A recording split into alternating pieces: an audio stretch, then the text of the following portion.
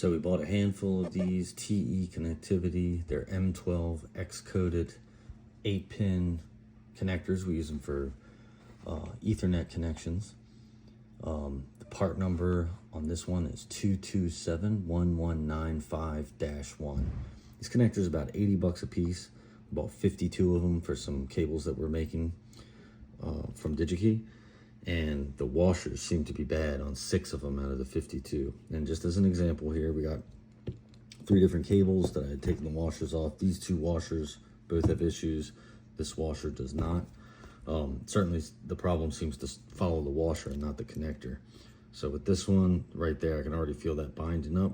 In fact, I can't even push it on any farther. It's not cross-threaded. The direction doesn't matter. Binds right up. Try it on another one. Not as bad on that one. I can feel it binding up a little bit right there. Not as bad.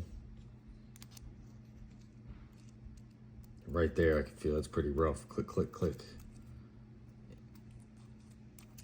Not great. Try another one. Binds up immediately on it. It's not cross-threaded. I'm looking at it. Yep. Binds up. Same thing, instantly binds up right there. Just to be thorough, we'll show the last one here. Yeah, binds up. Let me take one of these other washers, but most of them are like this. Freely spins down the connector. Let me see, it'll do it for all of them. Most of the washers are like that, 6 are not.